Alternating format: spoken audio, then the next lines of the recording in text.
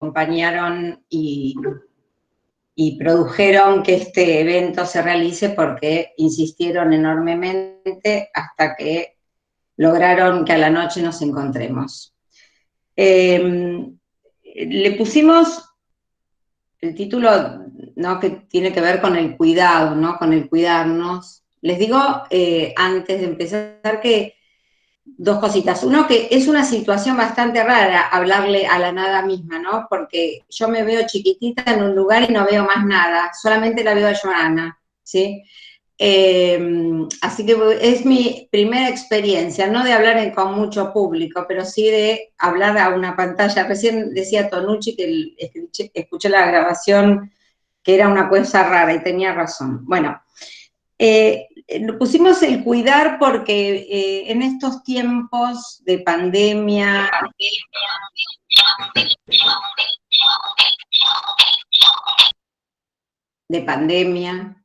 de coronavirus y de situaciones que nos están complicando un poquito la cotidianeidad, la palabra cuidado aparece enormemente en nuestros días, desde que nos despedimos y nos decimos cuídate, desde que a los mayores de 60 los mandaron adentro, desde que no nos podemos tocar ni acercarnos, el cuidado empezó a tener como otras consideraciones, y yo quise referirme a algunos cuidados muy particulares que ahora vamos a intentar hablar un ratito. Pero esto no es una conferencia, yo no tengo escrito una conferencia, tengo algunas cuestiones sueltas que voy a tratar de hilvanar para ustedes, y los voy a invitar que vayan poniendo preguntas, escribiendo preguntas, para que empecemos a construir un diálogo, una conversación, o como se dice en estos últimos días, un conversatorio,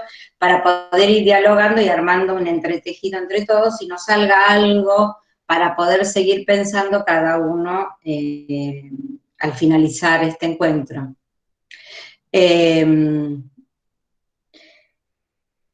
Algo que aconteció en estos tiempos es que algo irrumpió. Entonces, lo que nosotros decimos es, irrumpió una pandemia, irrumpió algo del orden de la cierta certidumbre, que no existe como tal, pero había como cierta ilusión de certidumbre que de repente irrumpe y deja como yecto un camino, ¿no? Algo aconteció y paró la escena.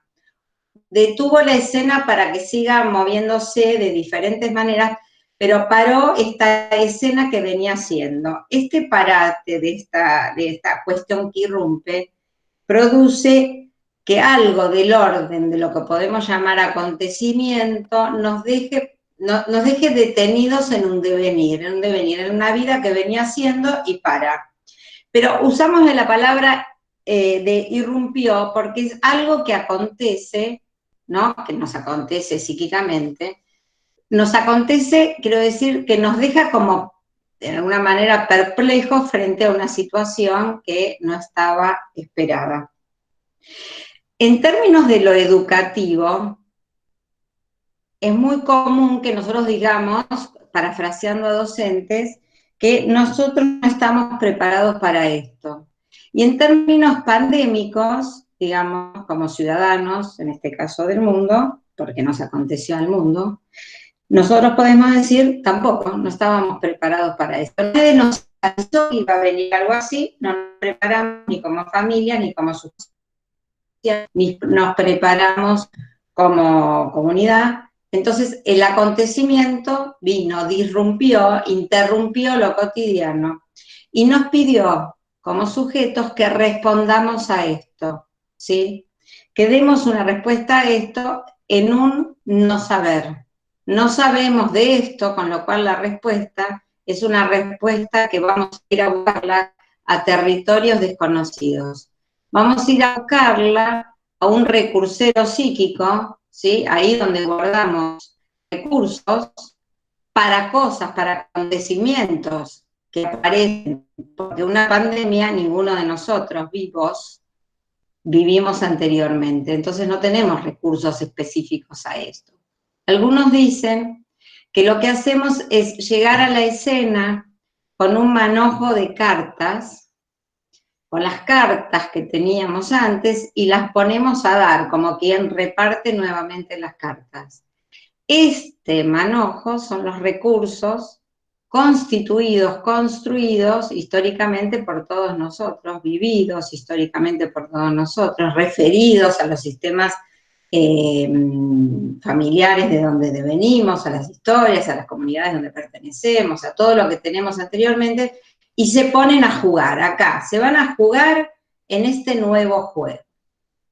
Y usando la palabra juego, hay muchos autores que hablan que tratándose de pandemia, tenemos que jugar un juego de los que no tenemos, dice un autor, que tenemos poco, porque el coronavirus, digamos, como tal, tiene pocas, sabemos poco de él como para jugar este juego. Y como no tenemos muchos recursos anteriores para el juego que tenemos que jugar, tenemos que ir a buscar a viejos lugares guardados, los científicos en la ciencia, los otros, las personas en nuestros recurseros, y poner a jugar para producir algo novedoso.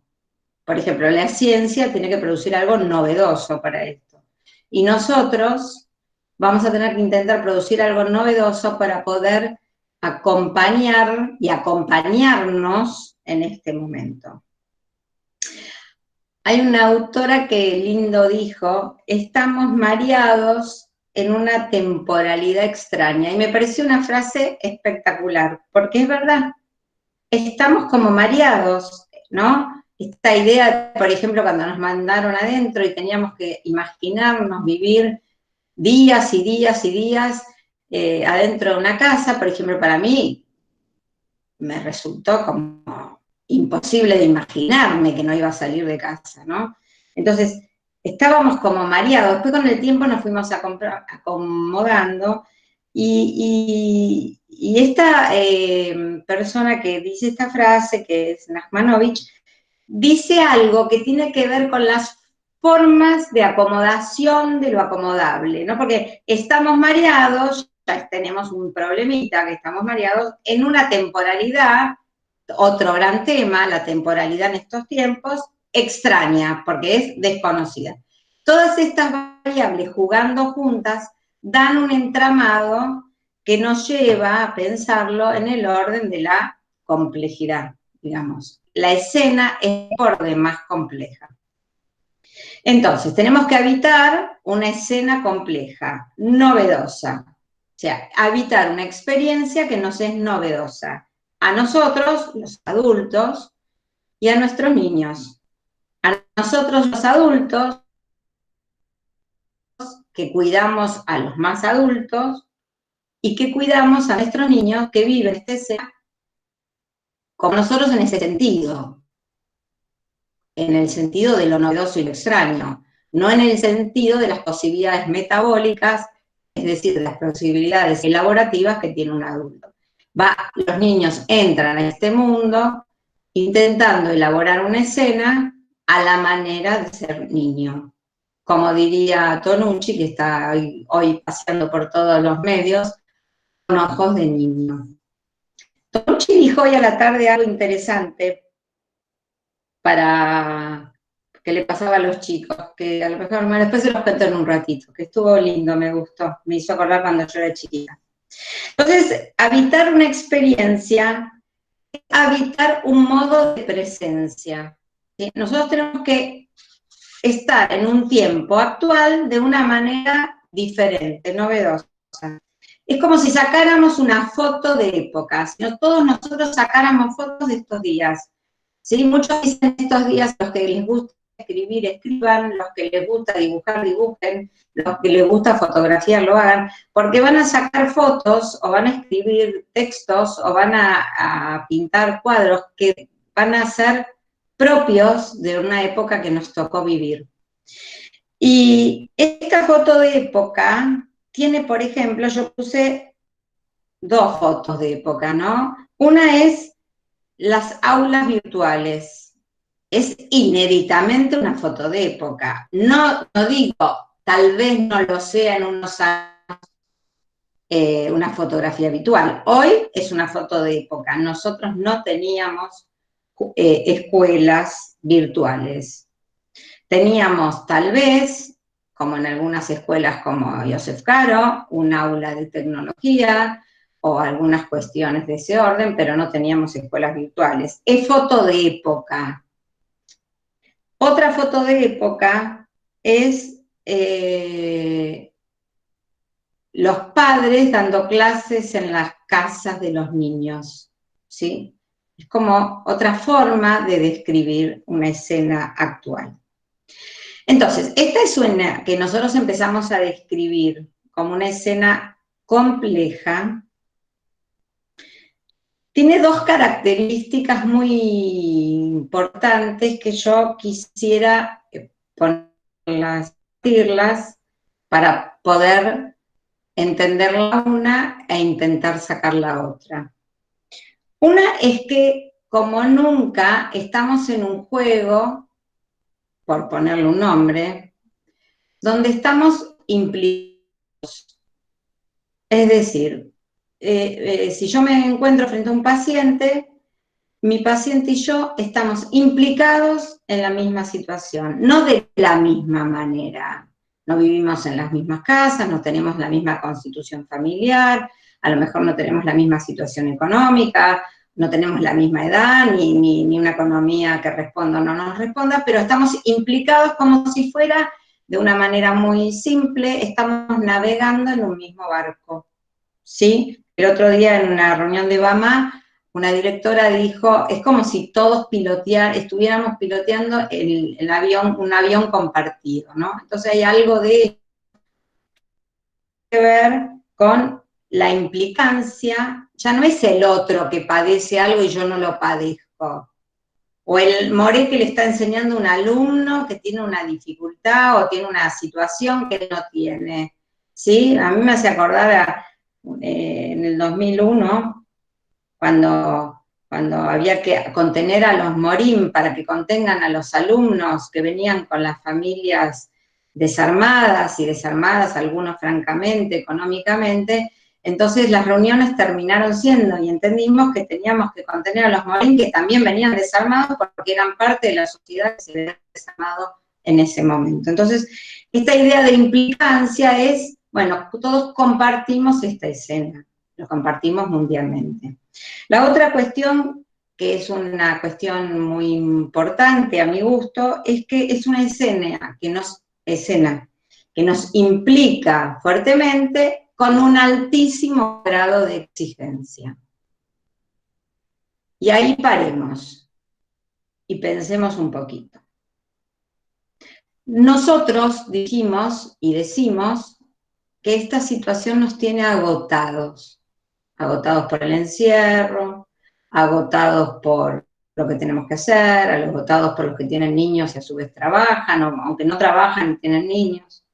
Pero hay un agotamiento que es, quisiera darle como un ratito para ponerle palabras, que es más allá de ese agotamiento del encierro y de la casa y de los niños, que es el esfuerzo, o sea, el agotamiento psíquico, el esfuerzo extra que estamos haciendo, el esfuerzo extra elaborativo que estamos haciendo psíquicamente para poder entender en dónde estamos inmersos. ¿Qué es esto que nos pasó? Y esto que nos pasó, entre otras cosas, tiene que ver con duelos, pero no con el duelo que hace una persona lamentablemente cuando tiene que despedirse de un ser querido, con duelos que tenían que ver con lo que teníamos previsto, con lo que teníamos pensado para nosotros, lo teníamos imaginado para este año. Por ejemplo, una mamá me decía el otro día que su nene empezaba primer grado, y para ella que su nene empezaba primer grado era lo más maravilloso que le podía haber pasado en la vida, era su primer hijo que empezaba primer grado. Y esta escena de que tenía que vivir en este tiempo la alejaba por lejos, la ponía en una situación absolutamente poco cercana a la imagen que se había construido de la foto del nene malgrado. ¿Sí? Esta foto que le devolví la escena, a ella le soltaba y le resultaba muy dolorosa. No me lo puedo aguantar, decía esta mamá. ¿Sí? Ella se había imaginado que en esta escena requiere del sujeto la elaboración de algo que es muy doloroso, del orden del duelo, de aquello pensado que ya no es. Tal vez lo sea, pero por ahora no lo es. Entonces, una de las cuestiones que yo los quiero invitar con esto de la implicancia es así, estamos implicados. Pero otra cuestión que los quiero invitar es qué hacemos con la exigencia. Digamos, bastante exigencia tenemos en la escena que estamos viviendo. Por ejemplo, como recién decía Debbie, ya no podemos salir a la calle, no podemos ver los que tenemos nietos a nuestros nietos, y no podemos hacer un montón de cosas, pero otras cosas podemos hacer. Y otras cosas en las cuales nos estamos exigiendo, y ahora vamos a entrar un ratito, como el acompañamiento de nuestros niños en la escolaridad, podemos entender qué es lo que tenemos que hacer, de qué manera podemos acompañarlos de una manera que se diría como más simple, no tan exigente en las cosas cotidianas, no tan exigente con nuestras parejas, no tan exigentes con nuestros convivientes, no tan exigentes con nuestros hijos. En ese territorio de la no exigencia, nos preguntamos, o me pregunto, ¿cómo nos cuidamos? ¿Sí? ¿Cómo nos cuidamos en una situación que, como decíamos al principio, que es desconocida y que amerita y nos pide que salgamos a cuidarnos, porque si no la vamos a pasar mal, la estamos pasando mal? En ese cuidado, ¿no? En ese cómo nos cuidamos, qué hacemos y qué hacemos con los chicos. Y acá les voy a traer algo que recién escuché de Tonucci, que es un pedagogo italiano que recién dio una conferencia la semana pasada y dio recién una con el ministro de Educación actual, que dijo algo que me pareció muy lindo. Bueno, él dijo primero, lo más importante son los chicos, son los que se están bancando la situación de una manera muy difícil. Dijo que no nos olvidemos de cuidar los vínculos. Y dijo una cosa, cuando nosotros éramos chiquititos, el señor tiene 70 años, teníamos 3 lugares para vivir nuestra niñez. Un lugar era la escuela, un lugar era la casa y un lugar era la calle. Me encantó, porque yo no tengo 70, tengo 60, yo jugaba en la calle, ¿sí? Le pregunté a mi marido y me dijo, yo también jugaba en la calle. Eran 3 lugares que teníamos para convivir y jugar esta niñez. Y él decía una cosa muy interesante. En una pregunta que le hizo a los niños, le preguntó qué es lo que extrañan. Nadie extraña la escuela para ir a estudiar, o muy poquitos, pero todos extrañan la escuela para ir a encontrarse con sus amigos, ¿sí? Entonces dice, ya no tienen los amigos de la calle, porque esta generación nunca lo tuvo, ya no tienen el lugar de la escuela, porque están en la casa, les quedó de los 3 lugares, le quedó la casa. Y ahí tenemos un problemita, porque los niños necesitan otros niños, ¿sí? Para estar bien.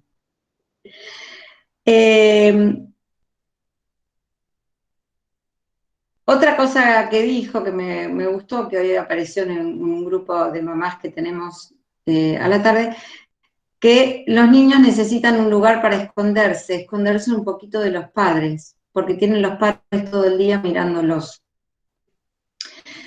Este es un tiempo donde, lo dejo a Tonucci, acá.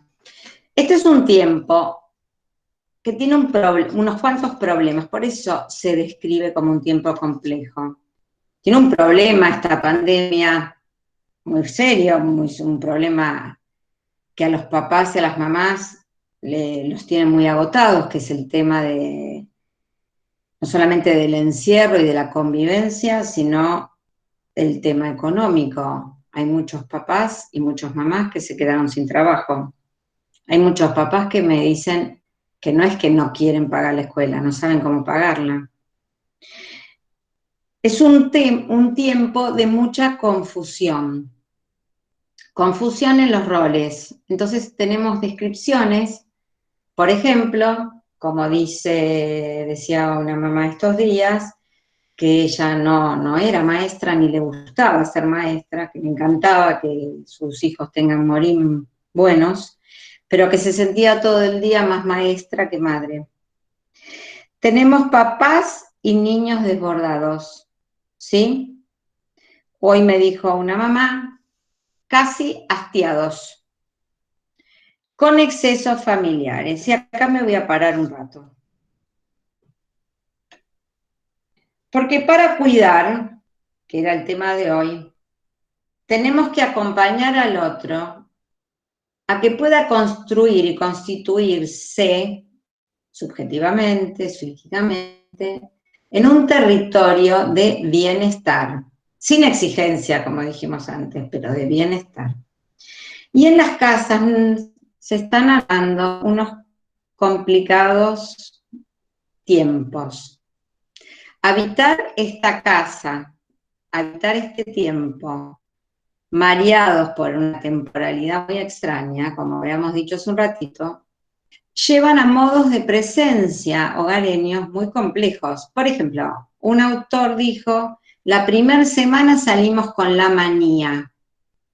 La manía. Estábamos todos eufóricos, mirábamos todas las clases online, hacíamos todo.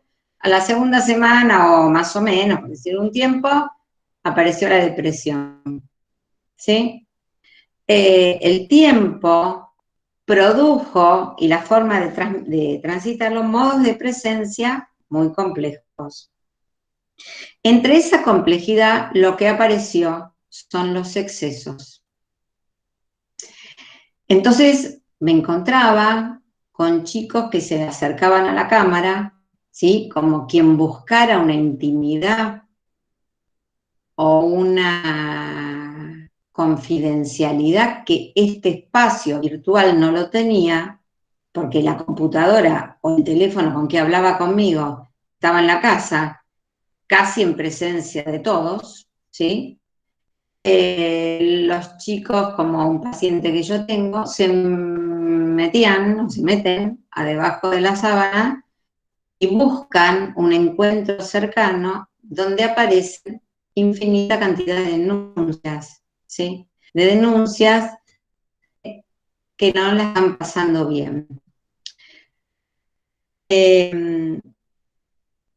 Los chicos y los papás están desbordados, estresados, y me paro ahí, ¿sí? Me paro ahí porque no voy a seguir relatando los excesos que escucho, pero los excesos son altos. El otro día una mora me dijo, tengo un problema. Cuando estaba dando clases, un papá empezó a pedirle al nene que se porte bien, que se siente bien, que mire, que esto. El nene se portaba mal, igual que se portaba mal en la escuela, o sea, no hacía nada en especial. Y hasta que el papá se olvidó que tenía la cámara delante y lo zamarreó. Pero lo zamarreó en presencia de la mora y de la quita, y fue una escena por demás angustiante, básicamente, para el niño. Otra colega me llamó por teléfono y me contaba que mientras estaba asistiendo clínicamente a su paciente, escuchaba los gritos del fondo y la nena se acercó y le dijo que el papá le estaba pegando a su hermanito. Sí. Escenas de estas no son escenas tan atípicas en la vida cotidiana, son escenas de descuido que tenemos que intentar revisar. La condición de cuidado es que yo entienda que hay un otro en el cual soy indispensable, o mejor dicho, soy necesaria, indispensable, soy necesaria como mamá o como papá en tiempos de acompañamiento. Estoy ahí para acompañar algo que se está constituyendo, que es una infancia por ser, ¿sí? Un niño se está armando y necesita que yo lo acompañe, o que el papá lo acompañe, o quien esté a cargo lo acompañe, generando situaciones posibilitadoras de confianza y bienestar. Una de las cuestiones que podemos pensar es, por ejemplo, cómo pensamos el ambiente familiar de la casa, ¿no? ¿Cómo pensamos los espacios hogareños, ¿sí? ¿Cómo pensamos las formas de habitar este espacio que se tornó, ¿no? Pequeño cuando antes era inmenso? Yo tengo relatos muy interesantes de chicos, ¿sí? Que me decían que la casa era enorme, ¿sí? Y que ahora la sentían chiquitita, claro, porque estaban todo el día adentro. Una condición de amparo y de cuidado es la condición de juego, ¿sí? Por ejemplo, la posibilidad de poder producir escenarios y espacios de juego sería una posibilidad interesante e invitadora a desarrollos más promisorios de una infancia aún, ¿no? Atravesando escenas como estas. Si las jugamos, la vamos a pasar mejor. Si las recreamos a través del juego, las vamos a pasar mejor. Otra cuestión fundante en estos tiempos es la producción de niños acompañados a producir estados de mayor autonomía.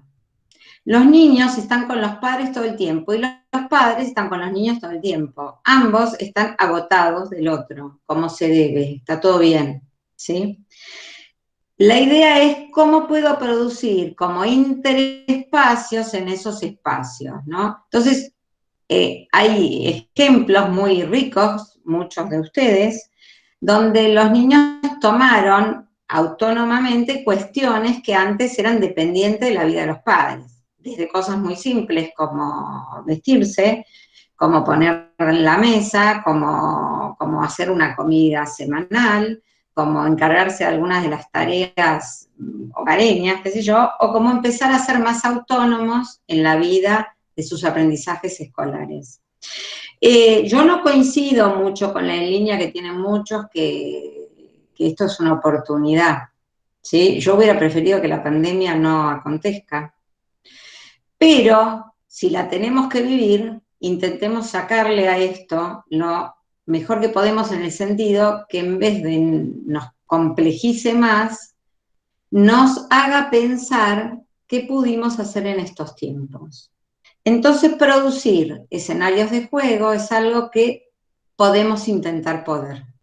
Podemos intentar poder, porque le sacamos la palabra exigencia a esta charla. Entonces, podemos intentar poder como una invitación, ¿sí? Nosotros, bueno, los que trabajamos en la materia, queremos mucho a un analista, un psicoanalista de los primeros, que fue psicoanalista de niños, que decía, que se llamaba Winnicott, que decía Winnicott, no es jugar, el niño no está jugando, ¿no? Esta idea del jugando que se va produciendo en el tiempo, ¿sí? Donde está inmerso el niño, el acontecer, la realidad que está intentando metabolizar, entender, comprender, lo está haciendo. Entonces nosotros estamos, como yo voy a ser winnicottiana en este sentido, estamos viviendo una pandemia que se está haciendo, nos está atravesando. En este tiempo, en este devenir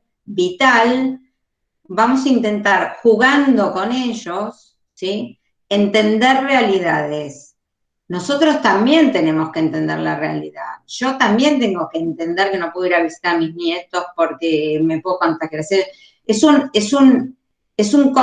Habíamos hablado que estamos implicados. En esa implicación, estamos implicados en este entendimiento. Lo que tenemos que intentar es ayudar en el acompañar de que ellos entiendan algo de esto. Entonces, ¿cómo lo entendemos? Los niños lo entienden jugando.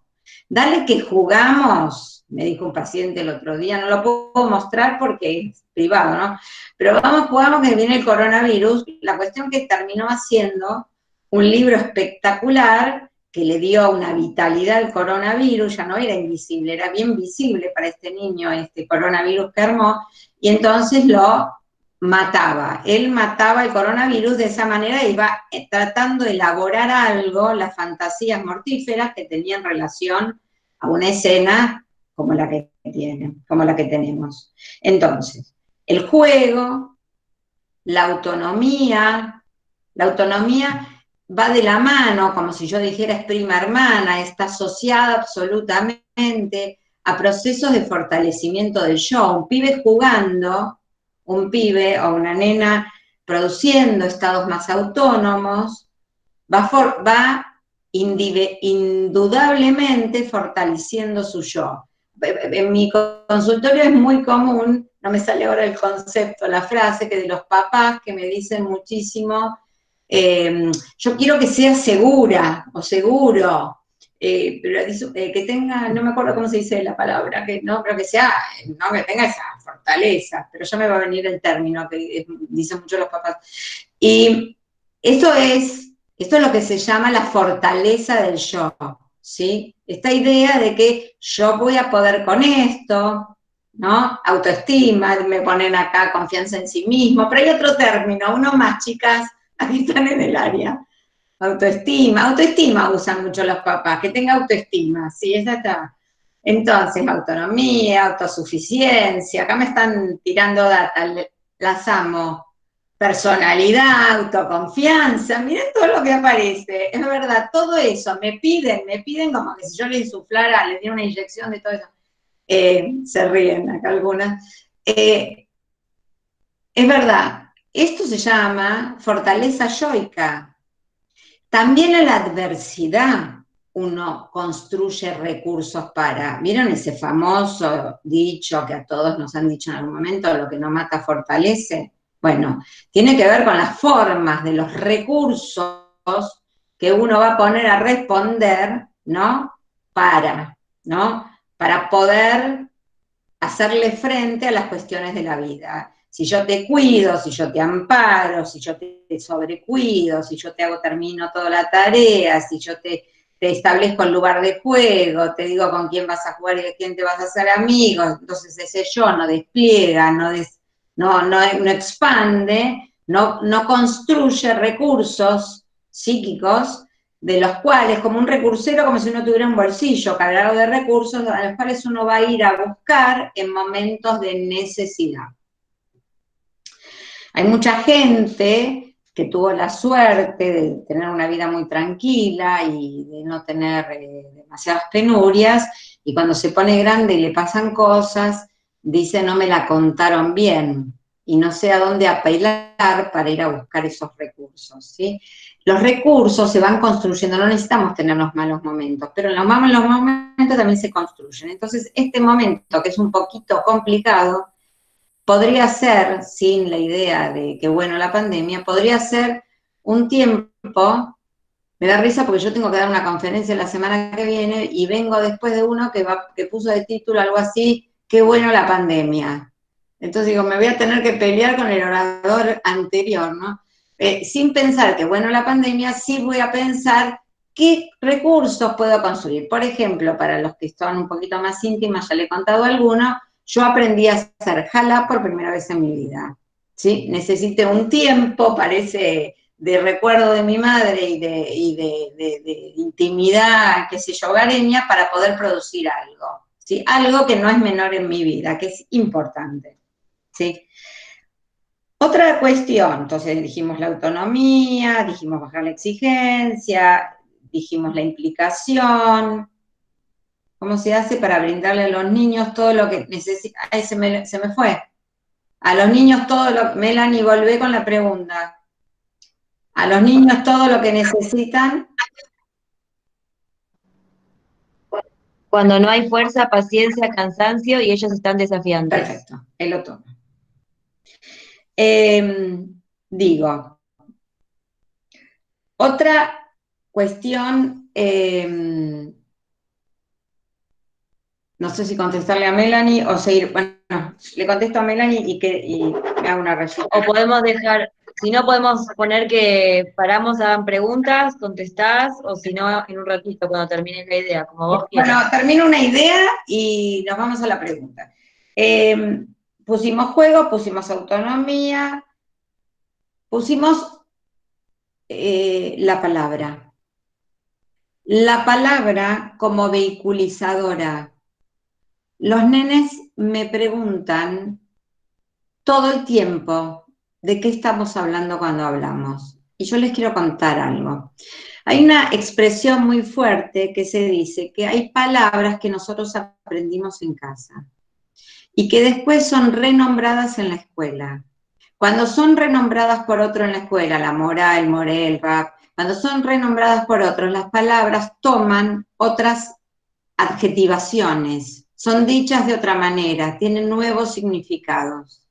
Estas formas de construir palabras, de dar lugar a que la palabra fluya, de ponerle palabra al otro cuando está angustiado, o sea, todas estas formas de ir entretejiendo el lazo y el lazo con el entendimiento de la realidad que nos toca vivir entre palabras, produce que el afecto esté vehiculizado, aparezca, tenga posibilidad de salida, tenga posibilidad de producir nuevos sentidos. Entonces, el juego, la autonomía, la palabra, el lazo y las formas, el lugar en la casa, o sea, qué lugar le doy en la casa, aunque sea muy chiquitita, para que él se expanda en algo del orden de la intimidad, ¿sí? En algo del orden del secretito, como hacía el paciente mío que se metía abajo de la cama.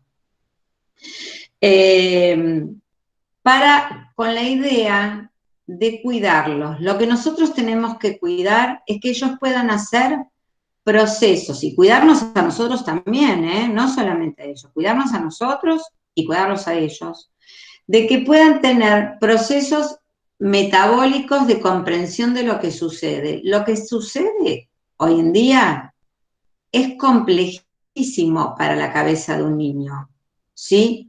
Los niños hablan de la muerte, no es que están hablando de cualquier cosa. No volver a la escuela, no estar con los amigos, no poder jugar con otros, ¿sí?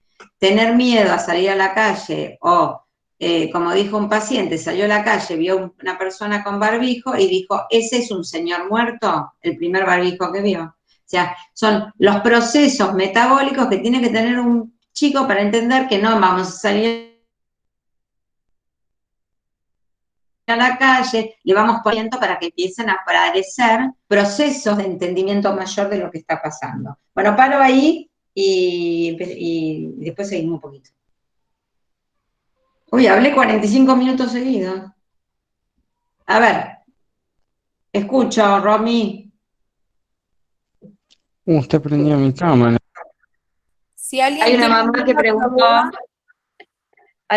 preguntó, duda, ¿cómo se hace para brindar a los niños todo lo que necesitan cuando no hay fuerza, paciencia, cansancio y ellos están desafiantes? Bueno, mira, Graciela y con adolescentes que se creen que no les, que dicen, léeme algunas preguntas, Romy. ¿querés que te lea, Graciela? Léeme que así yo voy armando como... Acá tenemos dos preguntas. Una que dice, la que ya leímos, ¿cómo se hace para brindarle a los niños todo lo que necesitan cuando no hay fuerza, paciencia y cansancio y ellos están desafiantes? Y hay otra pregunta que dice, Graciela, y con adolescentes que se creen que no les va a pasar nada y que les encanta la idea de no ir a la escuela, ¿cómo se hace? Perfecto, qué lindas preguntas. Hay otra que dice, en la corrida de intentar cumplir con los horarios, deberes, obligaciones de la escuela y laborales, que todavía siguen existiendo. ¿Puede ser que me pierda de lo más importante? ¿Cuál es el orden de prioridades? ¿Intentar seguir adelante y que se distraigan y los días estén organizados en la casa aunque no se hable mucho del coronavirus? ¿O mejor focalizarnos en estar juntos y hacer qué? Bien, qué lindas preguntas que hicieron, hermosas. Bueno, ahí va. Les digo algunas cosas que entiendo de esto. Primero, a la mamá que pregunta todo lo que necesitan, ninguna mamá va a responder nunca a todo lo que necesita un niño. Por suerte, como dice algunos autores, decían así, Winnicott decía, el que les nombré antes, que si una mamá pudiera responder a todo lo que necesita un niño, sería una madre perfecta, con lo cual sería una madre siniestra, porque le estaría diciendo a su hijo o a su hija que cuando sea madre también va a tener que responder a todo lo que necesite su hijo. Nadie nunca tuvo una madre que le respondió a todo lo que uno necesitaba, ni responderá como madre a todo lo que necesitaba, por suerte. ¿Sí? Entonces, pero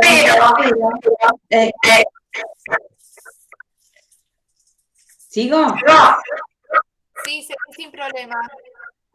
Sigo. Beserat Hashem me pone una. Beserat Hashem está perfecto. Beserat Hashem no vamos a poder responder a todo esto. Ahora, cuando nosotros hablamos al principio de la exigencia, no era la exigencia para los chicos, era la exigencia para todos. ¿Qué quiere decir con esto? Los exigidos somos todos los sujetos del planeta hoy, ¿sí? No los niños, o los padres, o las madres, o los padres. ¿Sí? Hay ámbitos donde están más exigidos, los padres, las maestras, los médicos, ¿no? Son territorios de mayor exigencia, ¿no? Hay profesiones que están más exigidas que otras. Los padres y las madres están muy exigidas, ¿sí? Ni les cuento, o sí les cuento a los que están viviendo, los padres y las madres que encima tienen problemas económicos, ¿sí? O los padres y las madres que tenían preexistencia de problemas familiares importantes, de familias de estas que nosotros decimos disfuncionales o que no estaban funcionando muy bien con este encierro. Ahora, la idea no es ni responder a todos, ¿sí? Me quedo con las preguntas, quiero leerlas. Ni responder a todos, ¿sí? Ni agotarme las fuerzas. Cuando nosotros hablamos del psiquismo, hablamos de las fuerzas de uno, nosotros tenemos un quantum, una cantidad disponible de energía. ¿Qué quiere decir? Si yo la pongo en atender a mi hijo, al 90 me va a quedar un 10, ¿sí? No somos eternamente disponibles.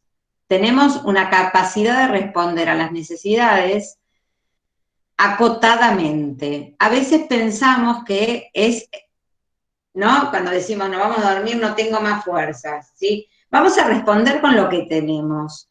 Y lo que tenemos no es al máximo del agotamiento, es responder con lo que tenemos. Hoy tendré ganas de jugar, hoy tendré más ganas de ensuciarme, hoy tengo ganas de sentarme y crear algo con mi hijo, y no tengo más ganas de nada, solamente voy a hacer las cosas hipernecesarias para que comamos y más o menos estemos cómodos.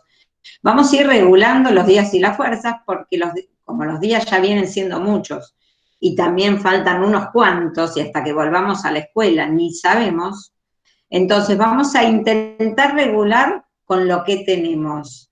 La exigencia es mala compañera, es como la culpa, no es la responsabilidad es una buena compañera, la exigencia no, porque la exigencia nos lleva a territorios muy hostiles con nosotros mismos, porque si yo no respondí como tenía que responder, me la voy a tener que ver conmigo, ¿sí? Los nenes se ponen desafiantes, algunos porque les faltan ciertos límites, pero muchos por dos temas. Uno, porque ya no se bancan más la escena. La escena es muy agobiante para un niño. Imagínense, nosotros somos adultos. imagínense si nos hubieran encerrado de chiquitos, no sé, en mi casa, yo tenía una casa muy chiquita cuando era chiquita, con mi mamá y mi papá y no me hubieran dejado salir a jugar con mi amiga. Piénsenlo como niño, ¿sí?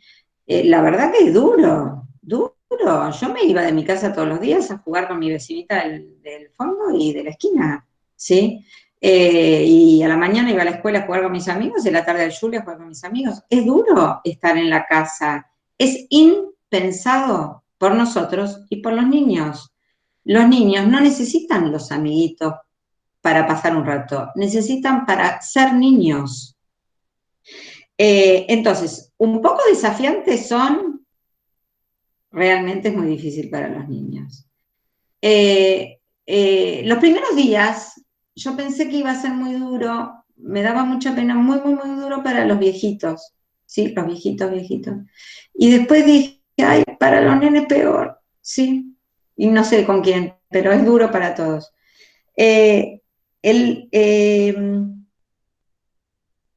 Lo desafiante también es vital. Uy, qué pregunta, Melanie. Ahí vamos a tu pregunta, Melanie. Lo desafiante es vitalidad. Piensen en ustedes, no me cuenten. Cuando se pararon frente a sus padres y fueron desafiantes, no fueron maleducados solamente, se animaron a veces a decir determinadas cosas, ¿no?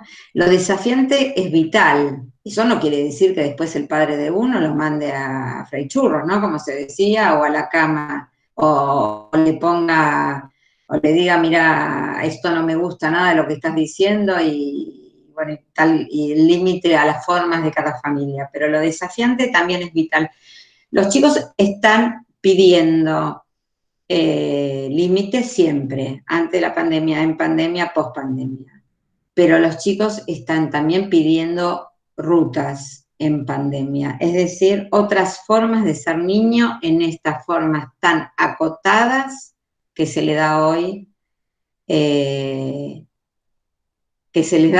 a la niñez espacio. Acá hay un tema muy interesante con la adolescencia. Y para terminar la pregunta anterior, yo voy a responder con mis fuerzas, no con las que no tengo. Siempre en la vida respondí con mis fuerzas, porque las que no tengo, no tengo, ¿sí? Respondí siempre hasta ahí, y yo los invito a que respondan hasta ahí, y que los hijos de ustedes se queden con lo que ustedes pueden responder, porque les están ofertando lo más bello que tienen ustedes, que es vuestra humanidad. Los adolescentes son un temita. Los adolescentes son adolescentes por definición, en tanto conviven con adolescentes. El adolescente por excelencia necesita al otro adolescente para ser adolescente. El adolescente se constituye por definición en la grupalidad. Imagínense cómo la están pasando los adolescentes. La están pasando mal. Tienen una cosa buena, que la pandemia nos tocó en una era de teléfono y computadora y algún medio de comunicación. Entonces los adolescentes se encuentran y conversan y charlan y arman algo de la intimidad adolescente en ¿cómo se hace para incentivar a los adolescentes en este momento? Hacen algo con esta intimidad adolescente. Entonces les voy a contar 2 ejemplos de adolescentes. Los adolescentes creen que no les pasa nada. Esto es definición de adolescencia. La pregunta dice, ¿creen que no les pasa nada? Piensen cuando ustedes tenían 17 años, cuando tenían 15, cuando tenían 18. Todos pensamos que no nos iba a pasar nada, ¿sí? Yo, cuando tenía 20 y pico, 30 años, jamás pedí un recibo de sueldo porque nunca me iba a jubilar, por ejemplo. ¿No es cierto? Los adolescentes se definen en la adolescencia por creer que son inmortales. Por eso juegan muchas veces al límite. Entonces, creen que no le van a pasar nada porque son adolescentes. Nosotros tenemos que ayudar a cuidarse y contarles que hay algunas cosas que les van a pasar si no se cuidan. ¿Sí? No solamente con el tema de la pandemia. Le tenemos que ayudar con unos cuantos más temas para que se cuiden. Los adolescentes no quieren ir a la escuela a estudiar. Nadie del planeta quiere volver a la escuela a estudiar, salvo algunos pocos. Todos los chicos y adolescentes quieren volver a la escuela, a estar con sus amigos. Ahora, eso no quiere decir que los vamos a dejar a los adolescentes o a los niños, ¿sí?, sin escuela que les enseñe, sin las ofertas de aprendizaje, sin producciones significantes para que reproduzcan escenas cognitivas, digamos, que se desafíen a sí mismos. Nosotros los vamos a invitar y los vamos a responsabilizar en que tienen que asumir esto que les toca a nosotros en nuestro lugar y a ellos del lugar de ellos, pero que ellos respondan desde el lugar, desde el desafío, o a mí no me va a pasar nada, me parece lo más claro de la adolescencia. Les voy a contar 2 viñetas clínicas, igual no digo ni nombre ni apellido. Una viñeta clínica fue muy interesante, que estaba hablando con un paciente por teléfono y estaba muy nervioso porque su hijo adolescente se había ido de la casa, no a vivir a otro planeta, se había ido a dar la vuelta a manzana. Y él tenía prohibido, eran los primeros días de pandemia, no podía salir nadie de la casa. Y se armó un tole bárbaro, ¿sí? Pero hasta que entendimos algo del orden, del desafío característico de los adolescentes, digamos, que había algo del orden, del basta, de la necesidad de salida de la exogamia, para los adolescentes es muy duro, muy duro. El otro día me llamó una paciente y me dijo, yo no hablo en casa con nadie. Una nena linda, yo no hablo en casa con nadie, ¿sí? Y no, estaba agotada de hacerlo por teléfono, pues dice, no hablo en casa con nadie, que son los que convivo. Lo más importante, ¿qué será lo más importante? Me gano el Nobel si sé lo que es lo más importante. Lo más importante para mí, siempre en la vida, es tener a alguien que te cuide, como mamá y papá. Yo creo que si uno tiene un papá y una mamá que lo cuidan, se sacó la lotería, ¿no? Un papá y una mamá de bien que lo respeten, que lo cuiden. Si encima hacen algunas cosas, como favorecer el espacio propio, ayudarles a organizar en estos días su tiempo, ¿sí? Producir modos de ser y estar donde la palabra circule, ya tenemos garantizado gran parte de la salud. Favorecer escenarios de juego. Lo más importante para mí, claramente en este tiempo, no es hacer la tarea, es sostener una escuela y sostener un niño en condición de alumno. Es decir, que este nene recuerde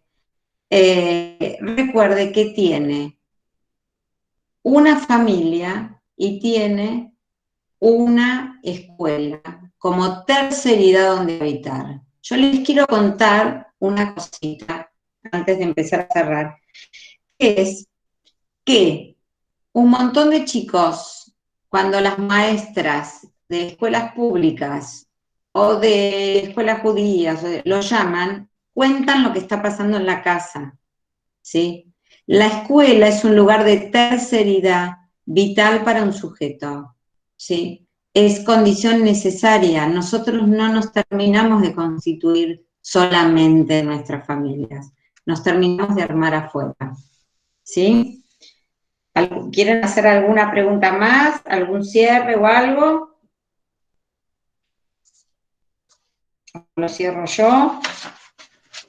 Qué lindas preguntas que hicieron. Hay una mamá que preguntó si van a quedar secuelas psicológicas después de toda esta pandemia. Sí, sí.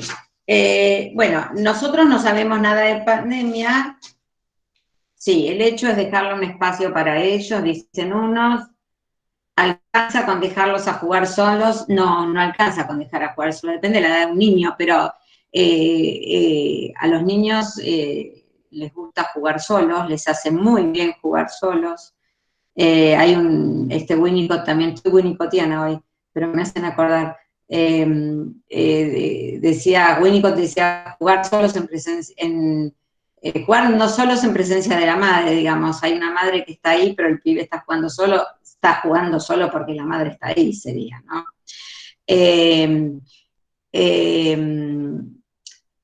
Me olvidé la pregunta en que quedábamos. Las secuelas. Y jugar solos. Jugar solos está hermosísimo, es buenísimo, y jugar con la mamá es bello, ¿sí? Cuando la mamá puede jugar, o cuando el papá puede jugar, ¿sí? Cuando la abuela puede jugar por teléfono también. Lo de las secuelas, Melanie, es una pregunta muy importante, ¿sí? Algunos autores definen este tiempo como con definición de trauma. Yo no lo defino, no lo tengo como definición de trauma, de un tiempo traumático. Sí es un tiempo muy complejo que puede advenir en trauma.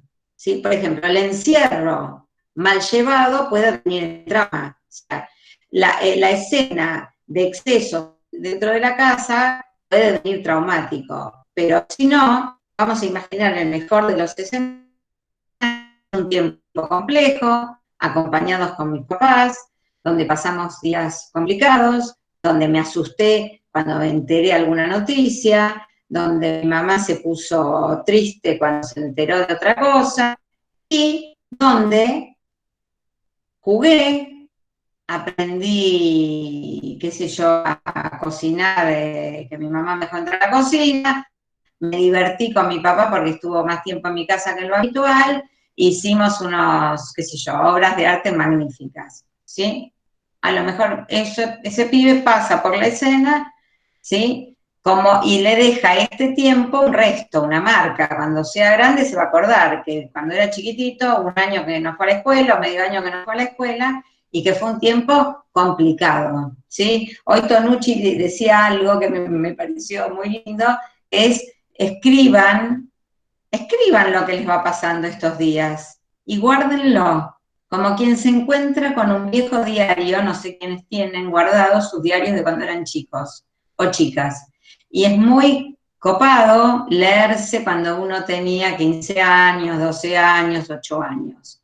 Escribir estos tiempos, hay gente de Moldes, que yo sé, me ha contado, el RAP creó un sitio y pueden escribir ahí. Otro lindo lugar, ¿sí? Hay gente que está escribiendo, parte de gente de ustedes que está escribiendo, no sé si en el lugar del RAP, lo está compilando y compartiendo. Bello, no sabía, bello.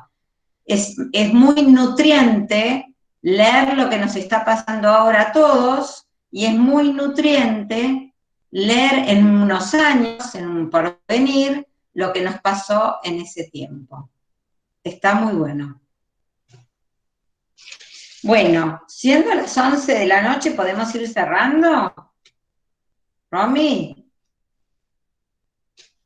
Sí, creo que sí. Seguramente muchas preguntas, pero creo que fue muy enriquecedora esta charla y bueno, cualquier cosa. ¿Alguien quiere decir algo?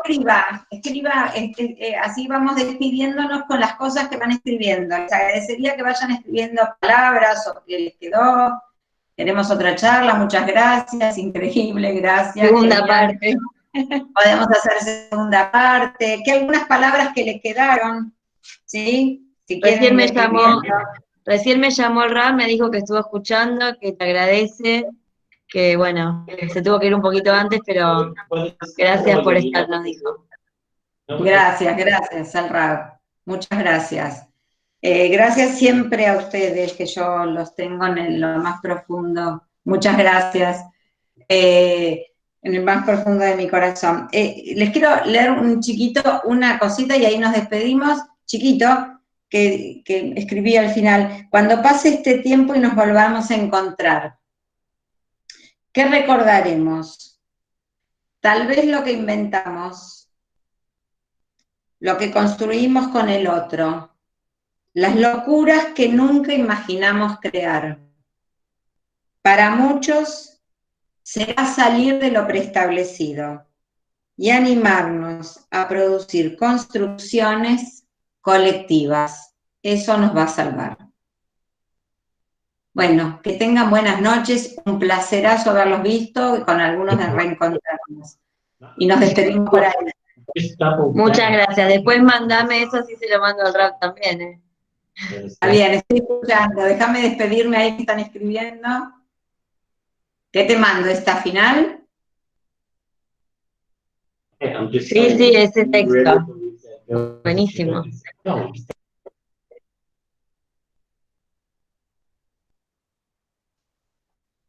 Hasta luego.